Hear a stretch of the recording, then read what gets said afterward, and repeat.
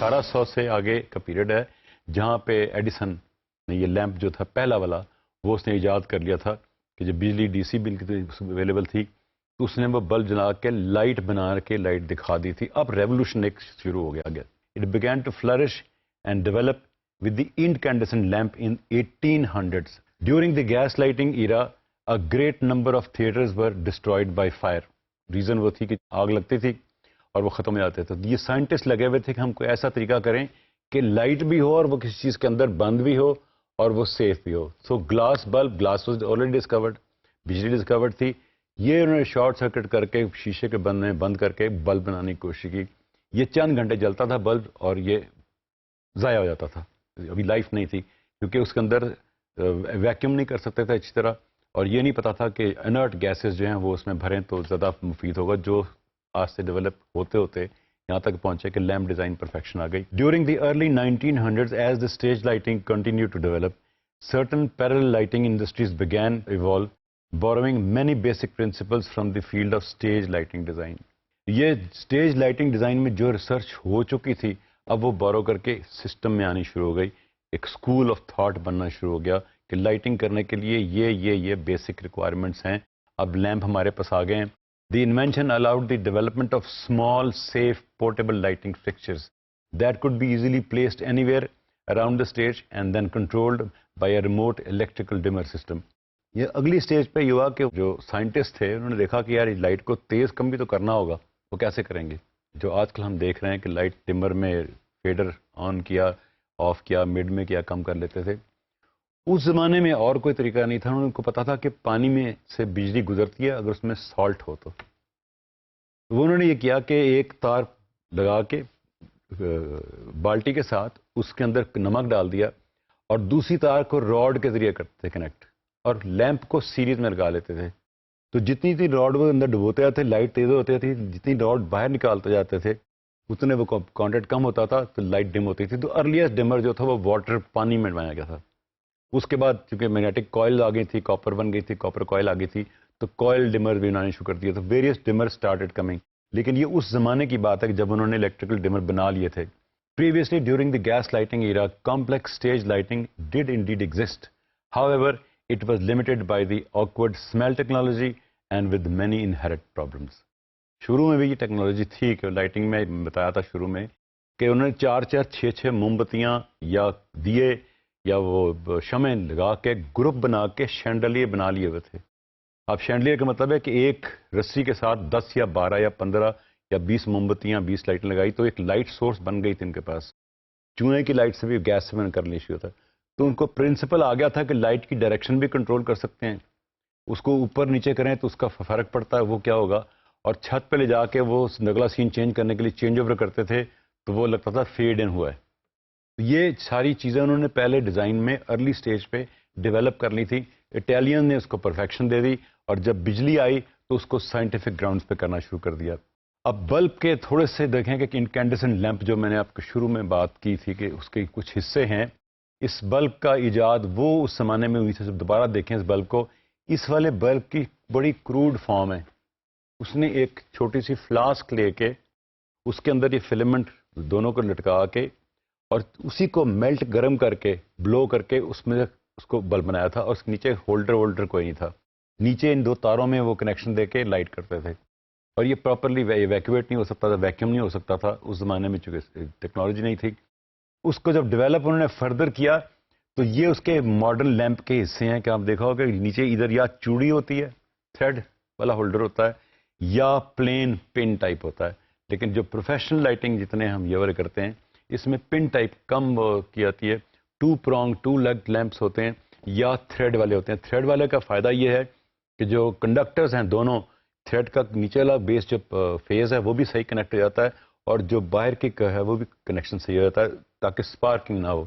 جو چوڑی والے بلب نہیں ہوتے، ساکٹ والے ہوتے ہیں جن میں لوز ہوتا ہے، عام طور پہ اگر اس میں لوز رہ جائے تو سپارکنگ ہوتی ہے، آگ لگتی ہے یا وہ جل جاتا ہے یا ڈیمیج ہونے کا خطرہ ہوتا ہے. اس میں دیکھیں کہ 3-4 چیز دیکھنے والی کہ کنیکٹرز کے یہاں پہ آ جاتے ہیں. گلاس کا سپورٹ ہے، یہ ویکیوم کیا ہوا بلب ہے. اوپر والا پورشن جو ہے یہ والا فلمنٹ ہے، ٹنگسٹن یا کوئی نائکروم وائر جو ہے اس سے وہ کر کے اس کو کوائل بناتے تھے. اور وہ اس کی روشنی کی وجہ یہ ہوتی تھی کہ قسم کے دو تاریں شارٹ کرتے ہیں. بجلی میں اگر آپ دو تاریں شارٹ لگائیں تو دھماکہ ہوگا اور یا تار جل جائے گی یا فیوز اڑ جائے گا. یہ عین ہی ہم وہی کرتے ہیں, دو تاروں کو شارٹ کرتے ہیں, آگے تار لگی ہوئی ہے لیکن اس تار کا ریزسٹنس کے کام ہوتا ہے, اس میں سے بجلی گزر سکتی ہے اور وہ میلٹنگ پوائنٹ سے ذرا نیچے تک کیلکولیٹ کیا ہوتا ہے تاکہ وہ اگر 220 وولٹ وہ گزر سکتے ہیں اس میں سے, تو وہ اگر 200 کے قریب رکھیں تو وہ جل جائے گا. تو وہ 220 کے قریب رکھتے ہیں کہ جہاں تک وہ برداشت کر سکے تو وہ گلو کرتی ہے. وہ جیسے ہیٹر کی راڈ ہوتی ہے, یہ ہیٹنگ کی راڈ سے ٹیمپریچر اپ چلا جاتا ہے تو لائٹ ایمیشن شروع ہو جاتی ہے. ہیٹنگ راڈ میں چونکہ ٹیمپریچر بہت لو ہوتا ہے اس لیے لائٹ تو ہوتی ہے لیکن اس میں چونکہ ہمیں انفراریڈ چاہیے ہوتی ہیں تو انفراریڈ کی ہیٹ کے لیے ہم اس کو گلوز کی لو رکھتے ہیں. اسی کی تار کا اگر 10-20 کوئلیں کھول دیں اور پھر کنیکٹ کریں آپ اس کی تار کاٹنے کے بعد تو وہ بھی اس طرح وائٹ لائٹ دے گا, لیکن چونکہ اوپن لیمپ اسپیس میں ہوگا آکسیجن ہوگی, آکسیڈائز ہوگا, فوراً فلمنٹ جل جائے گا. آکسیجن سے بچانے کے لیے ایک کیس ہونا چاہیے, اندر ایک فلمنٹ ہونا چاہیے, اس کو گلاس کی ایک سپورٹ ہونی چاہیے جس میں سے ہوا نہ اندر جا سکے, نیچے کوئی ساکٹ یا کنیکٹر ہو. یہ تھی the birth of modern lighting جس پہ بلب کی ایجاد کے بعد ریولوشن شروع ہو گیا تھا. سب جگہ اب کسی نہ کسی شیپ میں اب لیمپ ہے یا بلب ہے.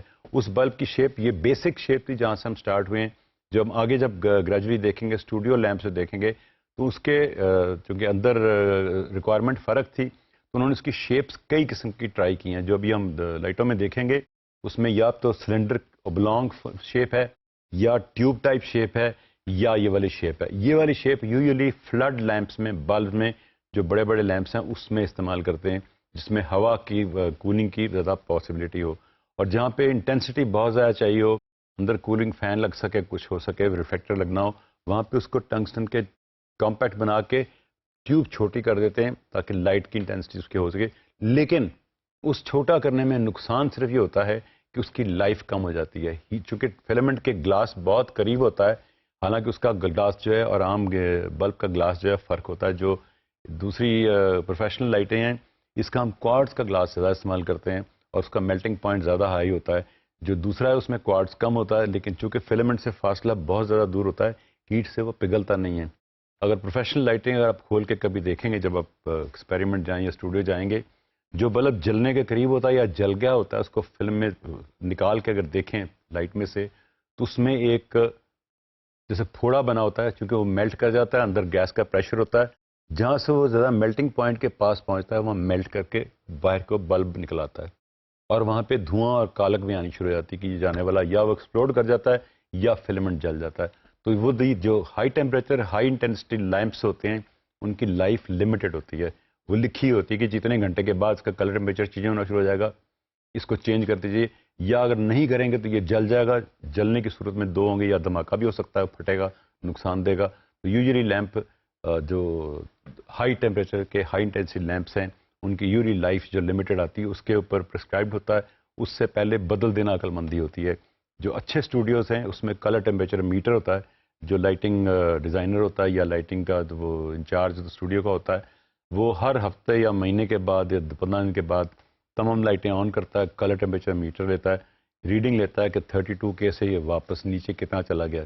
اگر وہ 3000 سے نیچے آ جاتا ہے تو وہ بلب کو چینج کر دیتے ہیں تاکہ لائٹ ایون رہے, اس لائٹ کا کلر ایک سا, اور نہیں تو لال پیلی لائٹیں شروع ہو جائیں گی. اب یہ دیکھیں وہ جب ارلی سٹیج تھی اس سے آگے یہ سٹیج بھی آئی کہ وہ فلمنٹ بہت لمبا والا بنایا انہوں نے, بنا کے اس کو کالج, کیونکہ یہ پہلے والا فلمنٹ تھا یہ چند گھنٹے میں جل جاتا تھا. پھر انہوں نے فلمنٹ کو لمبا کیا تو لائٹ پیلی بہت ہو گئی, لائف لمبی ہو گئی لیکن گلو کم ہو گئی, لائٹ کم ہو گئی. انہوں نے پھر اس سے جب فردر سٹیج پہ اسٹڈی کی ان کو پتہ لگا کہ فلمنٹ کی جو سائز ہے وہ تو ٹھیک ہے, شروع والا پورشن ٹھیک تھا, اس کے اندر سے ویکیوم لازمی ہے, اس میں سے آکسیجن نکالنی لازمی ہے, کیونکہ آکسیڈائز جتنے ایلیمنٹس ہیں جتنے میٹلز ہیں ہائی ٹیمپریچر پہ جیسے ہیٹ بڑھتی جاتی ہے وہ آکسیڈائز ہو جاتے ہیں, آکسیڈائز ان کے اس میں کنڈکٹیوٹی ختم ہو جاتی ہے اور وہ اسپارک دے کے جل جاتے ہیں.